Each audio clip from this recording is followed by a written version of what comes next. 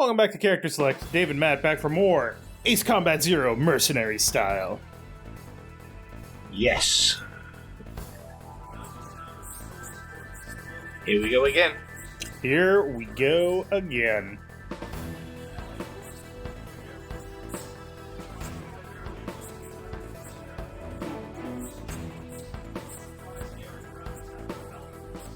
Yeah.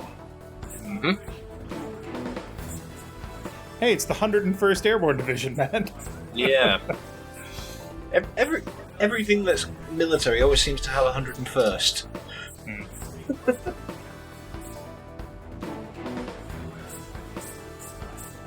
Do I have to?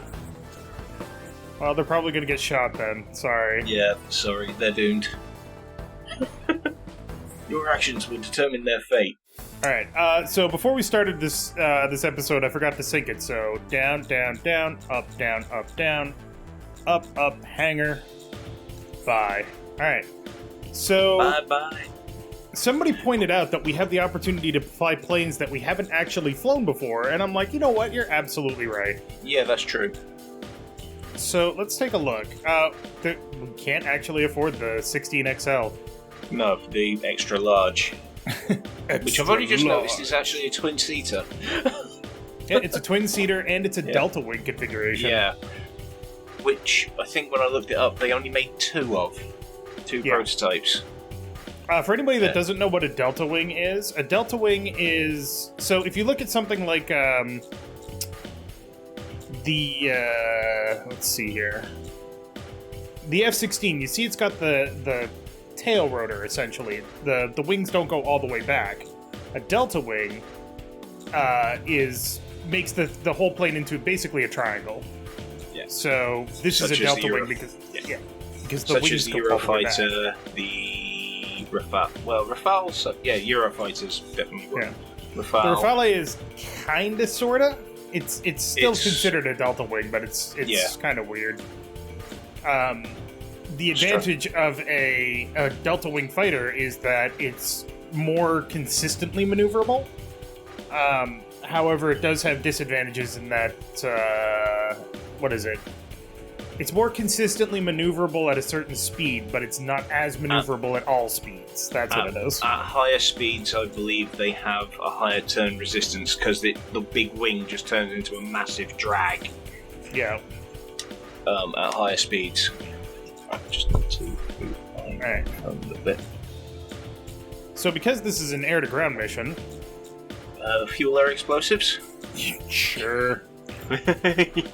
Yes. Everything shall burn. Burn! Ooh, look at that night coloring. Ooh, I actually quite like that. And then the special color. Whoa! Is the lightning bolts. Oh, I remember getting that. Yeah, and the lightning sort of shark face. We're taking that, baby. You can take an unguided bomb. Look at it! Look at it, Matt! It's so cool looking. The Thunderbolt. Thunderbolt 2.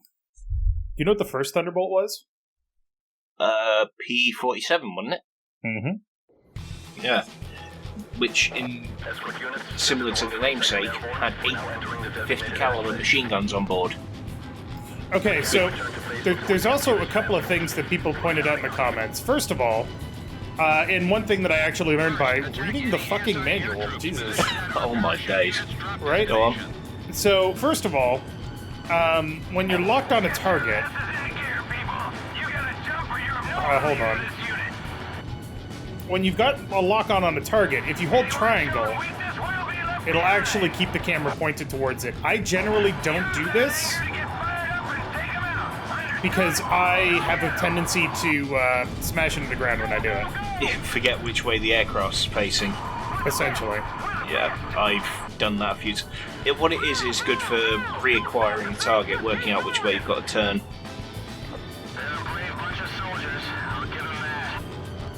Do you know what it's a shame we don't have? Airburst cluster munition. Woo! Who cares? Such a big one.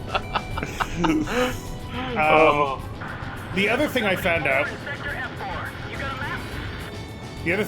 out was from reading the manual.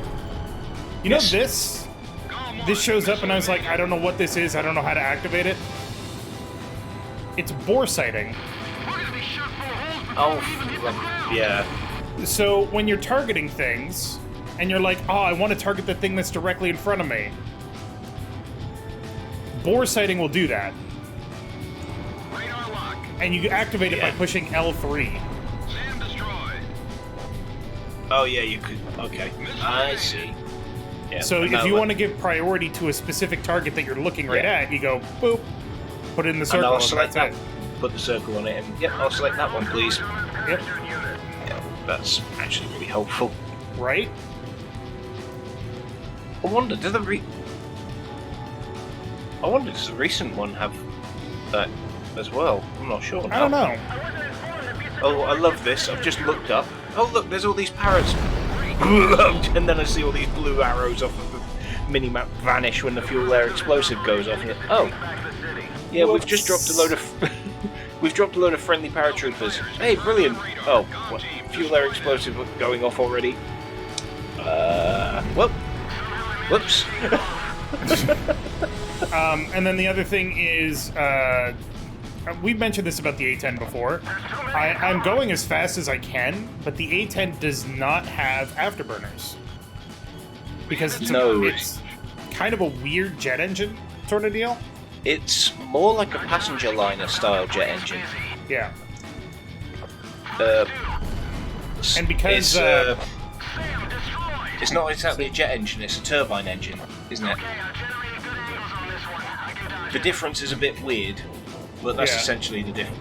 And for anybody that doesn't know how an afterburner works, an afterburner basically says, hey, I'm going to dump extra fuel into your exhaust and light it on fire. Which drag racers will tell you that makes you... Which drag racers will tell you it makes their cars go faster. Yes. Boom. And it's exceedingly dangerous. It also runs extremely hot, and extremely hot is not something you want for a stealth. But this doesn't have that kind of exhaust, so it can't actually do that.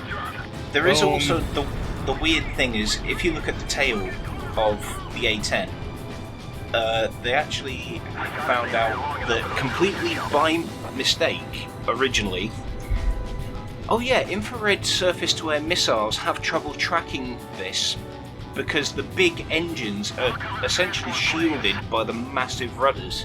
You're firing an infrared missile at it. Oh wait, the missile's lost track because there's a rudder between the missile and the engine.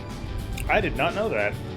It's not perfect, it doesn't always work, but I think when they were doing some trials, they found out, hang on a minute, why are these infrared missiles, infrared locking systems on the testing areas occasionally having trouble locking on?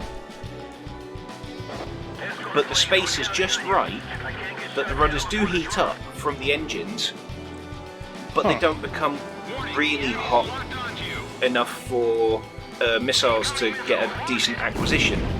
Whoa. And from the correct angles, the elevators are in the way, the rudders are in the way, and it just shields this massive heat plume that comes out the back of it. Huh. That's actually cool. Yeah. And one of the other reasons I know that is from playing Arma 3 with friends of mine. When somebody was trying to use I think it was a Russian Igla surface-to-air missile or something like that, I can't remember what it was. But he encountered that exact same problem, and it was what originally prompted me to look it up. Because I thought, well, hang on, has the A10 got some system that I didn't know about? There's an ace over here that I'm hunting, in case anybody's wondering why I'm flying over here. Oh, it's an A10 as well. Fisher. What are you doing over here, buddy? You got, like, targets. Uh-oh. That guy's gonna die. Shame. Yeah.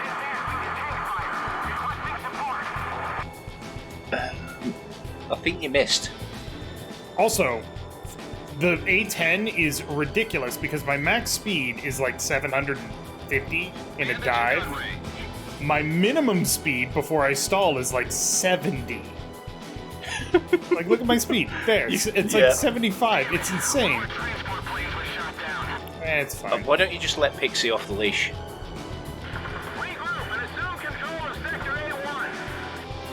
Well, maybe not attack that guy, but I was just going to say, hey, Pixie, go find something to shoot at. Dude, this guy is literally flying. Oh, well, thank you. Never mind. Oh! It's fine. I don't think you can collide with friendlies. I hope not. You can't collide with your wingmen anyway, because they are designed to stay close to you, so... I'd like to know where the drop container's at. Let me know if you have any ideas. Oh, drop containers for paratroopers. I've heard of issues with them before. But, oh yeah, we're dropping this with a lot of extra stuff in. Wait, where's it actually landed? That happened on D-Day with paratroopers. Yeah. The leg bags? Ooh, hello. Oh, Dichter. Continue on with your duties. On the day that they were jumping, June 5th, they were like, hey, we came up with this thing that you can shove all of your extra shit into. Yeah, you did. That we've never used before, and then they jumped and every single one of the like 80% of the leg bags snapped off their legs and were gone. Never to be seen again. It's like, well, that's why you don't use untested tactics. No. Radar lock. Get fucked. Thank you, I try. Get fucked. Oh, that was what I was going to say to you about. I only heard about it this morning from my uncle. But there was, in 1942, there was a mischief mission, which was when Paris was occupied. The British had heard that there were very often German parades going down the main streets of Paris, past like the Arc de Triomphe and Tomb of the Unknown Soldier and places like that in Paris. Yeah. To show that the Germans were still there and were still occupying Paris. And the British essentially decided, we're going to cause a load of annoyance. And the original plan was, I think it was a Beaufighter. Okay. Is it Beaufighter? Yes, a Bristol Beaufighter, which has 4 20mm Hispano cannons. Okay, And- that's a lot of cannons. Yeah. It was used by RAF Naval Command to shoot up shipping. Incoming message from Operations Command. Oh. Airlift operation was a success. Yeah. And All enemy forces near Solus Ortis Oh, have mission's been ending. eliminated. wait, is it ending or is it? Up to the ground forces. GOM team, mission complete. Return to base. Yes, it is. You just fire a missile for no reason at all? Maybe. You are clear to land. That is actually a really, really neat paint job. It is, yeah. I will agree with that. So yeah, Bowfinger. Yes, the Beaufighter, which had the pilot and the co-pilot / bombardier. They flew over Paris, but they were not loaded with any bombs. They flew at 30 meters, below 30 meters over Paris. Jesus. Following, I think it was the Champs-Élysées River, at rooftop level, over Paris, and when they flew over the Arc de Triomphe, they dropped, weighted with parachutes at one end and weights on the other, flags. They dropped the French tricolour flag as they flew over, and to apparently hundreds of cheers and waves from the French people.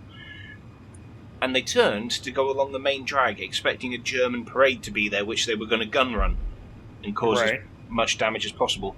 For whatever reason, the parade was not on them that day. So they were sold, if that was not available, their secondary target, and if they had the ammunition, was German Naval Command, which was a bit further up the road. So they flew over there and gunned that up. And then dropped another set of French flags on that, and then flew back to England. That's hilarious. And I'm like, that is a brilliant thing for RAF Bomber Command to basically go, yeah, we're just going to cause mischief and mayhem and let the French know that we're still here trying to help them. Reminds me of the Skipper bomb. Oh, where you fire a bomb that's intended to bounce on the water until it hits its target. The bouncing bombs, yeah. You freaking Brits, I swear to God. I don't get an A rank? Damn. I think there's a couple targets missed, maybe. Maybe. I didn't see any left, but... Ooh, assault records. Alright, Now, moving on. Diapason. Diapason is actually how it's pronounced, I believe. sounds like an affliction. Very Diapason is some kind of relation to freedom. I don't remember exactly what it means. I'll Let me look it up. Yep, I shall have a look. Google, cooperate. Diapason. There we go. Don't think that's that. Say DIA. Diapason, man. P-A-S-O-N. Yeah. Oh. This is an organ stop sounding a main register of flute pipes, typically an 8-foot pitch. That's not right. The other thing that comes up is a tuning fork. A ground-swelling burst of harmony, Google says. Okay, that actually makes sense. Because remember, they start ringing the bells as we liberate them. Ah, good point. Mission Constantine. Also, one of the things that I did look up after we finished the initial run, the Gelb Squadron is somewhat analogous to the Yellow Squadron from Ace Combat 4. They were rushed from battle to battle, they didn't even get basic maintenance on their planes, etc., etc., etc. Yeah, it's very interesting. There's a lot of commonality between the games, like callbacks, I should say. Yeah, but the thing is, when you actually think about it, it's also a bit of commonality in real life, because situational demands, some aircraft don't always get the full requirement of maintenance that they need. Yeah. Oop, hold on, I messed up. Messed up? There we go. Yeah, I like the blue leading edge on that paint job. Yeah. I don't remember what the mercenary one is. I think it's mostly black and red, but I could be wrong. I was going to say I think it's black and red camouflage. Alright, let's go liberate Directus. Start the operation. Release 5 sectors under Belkin control. This is a very pretty aircraft. Oh god.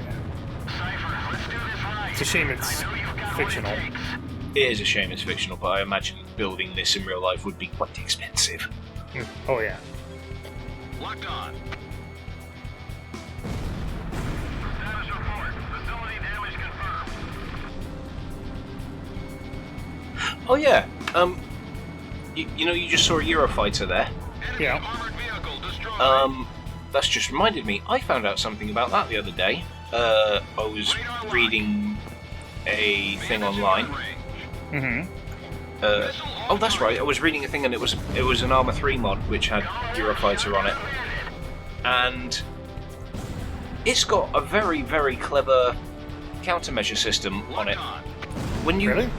Yeah, when you actually look at the Eurofighter, I don't know how it works, but it mentions it in this Arma 3 mod. When you look at Eurofighter on the right wing, there's a funny cylinder thing which pokes out the back of the wing on the very end of the wingtip. Yeah. I know that. Yeah, and it's a decoy system. Really? Like radar decoy? Yeah, it's a radar decoy, but how it works is actually quite clever because it releases and that slides back on about a 30-meter long cable with a drag fin, which folds out and emits a separate signature. Huh. So any missiles, it basically gives a second target for a missile fired at a Eurofighter, which is 30 meters away from the actual fighter. Interesting. Yeah, and I saw it in this Arma 3 mod. I don't know if it. I assume it's on the real one. Was that an ace? It was an ace. Ibis. Yeah, that's why I'm flying over the entire city. Oh, Jesus! You tried to glorious Nippon steal me. Yes. Hedra would be proud. To those who don't get the reference, when me, Hedra, and Dave used to play War Thunder many years ago, Hedra was quite fond of flying Japanese aircraft and using that particular tactic. Which is fly into the enemy and cut their wings off with your slightly stronger wings. Yes. It does a lot of damage to you, but it does a lot more damage to them. Warning, the enemy's locked onto you. Though we did find out that doing it to a Catalina might not be the best thing, seeing as a seaplane where the wing is above the entire aircraft on one mounting does mean that the whole wing has a hell of a lot more reinforcement than most planes do. Thanks, Pixie. Locked on. Boom. Pop. Sam destroyed. There's the bells. The bells! The bells! Tide should turn once they get their capital city back. Radar lock. Boom, ba-boom, boom, boom. I blew up your shit. But yeah, after this mission, we'll have a look at the Eurofighter and see if I can show you it. Yeah, I'm sure it'll be there. It's gonna make me upset that it's not something I can do in the game, though. Yeah. It's very clever, though. Just, oh yeah, you can actually lock onto the aircraft still, but is the missile going to hit the plane, or is it going to hit this decoy which is dragging 30 metres behind it? Hell of a way to confuse a missile system as well. Yeah, it's like, wait, there's 3 targets. What the hell? Yeah.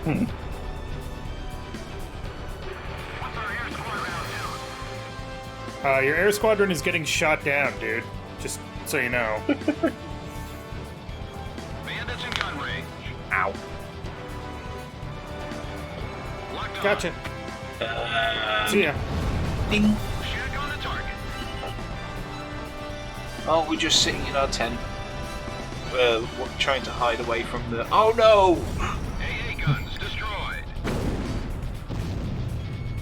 No Sam's in the middle of the city. Dick. Sam destroyed. Nope. Nope, missed. Yeah, if I was flying any other plane, I would have crashed into the ground because I wouldn't be maneuverable enough to pull out of that. Yeah, this thing is... Oh god, the Wyvern is great. Yeah. I'm probably going to save up or sell some planes and get the F-22, though, because that is also a really fun plane. That's a building. Sorry. Some poor person just hiding in their house just... Really, Dave? Locked onto you. Look, I'm not Really? a knight.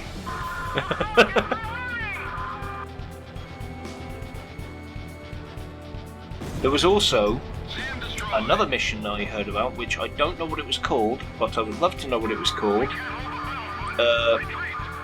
In Brussels. Ooh. No, was it Brussels or... That sound takes me back. Was it Brussels or somewhere else? I think it would be. But a group of RAF bombers were supposed to go out and hit a set of factories and German military supply depots that they'd found out about. Hey, I saved that company that got killed by the A-10 last time. But yeah, go on. And it was a night time. They were told to be very accurate with their bombing, as there were civilian buildings in the area, and they didn't want to hit civilian targets by accident. Mm-hmm. And they know what happened because it was quite detailed in the report. The bombardier in the lead aircraft was trying to sight in his bomb sight on just this open field before the town. And when he was sighting it in, he had an equipment malfunction, and they hit a rough air, what's it called? Turbulence. And it shook the aircraft about, and he accidentally pressed the button to drop the bombs. Oops. And of course, all the other bombers, seeing the first aircraft drop the bombs, they all started dropping theirs before it could stop them. Right. And they said they looked down in horror, seeing it land on a section of the town which was filled with flats and apartment buildings. That's not good. Yeah, and they returned to base, and they were saying, "Oh God, we've hit civilians," But everything went quiet, and there was no reports of civilian casualties, and the German military went into a bit of an uproar in the area. Enemy reinforcements approaching. Because that was where they were actually quartering their troops, wasn't it? They had kicked out all of the civilians. There was about half a dozen civilians there working in kitchens and things like that. There was about 12, 13 civilians who were unfortunately killed.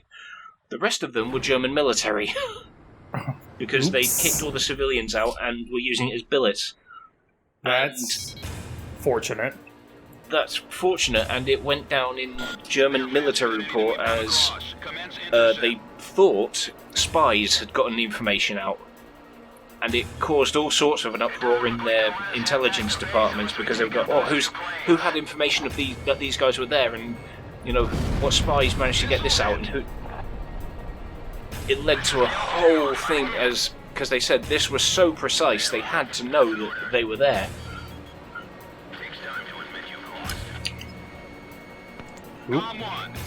So Gelb 2, the guy that just was told to eject, is the guy from the interviews. Gelb 1 is the guy that ain't gonna make it. Yes. Watch out, Guard 1. Expect the unexpected this time.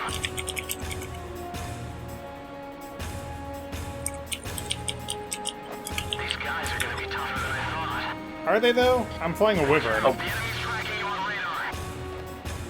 Missed. Be ready for anything. This kind of enemy makes me nervous. Come on. How the hell? He's firing qualms at me. What an asshole. Guard 1. Well, that's just not on. Got him. Oh, there he goes. Nice kill, Yeah, when you see it going in terminal like that and they're not rapidly maneuvering, then you know they got him. Yeah, Airspace there's not a lot they can do about that. Comm team, mission complete. We've taken back this sector. Belka is no longer in control. Hey, it's a feel-good mission. Why are you on the radio? Cipher, you hear those people screaming for freedom? That's where we come in. Directus is free of any threats now. Let's head back to base. Now, I don't know if Gelb ever has a different interview based on your flight style. I think he does.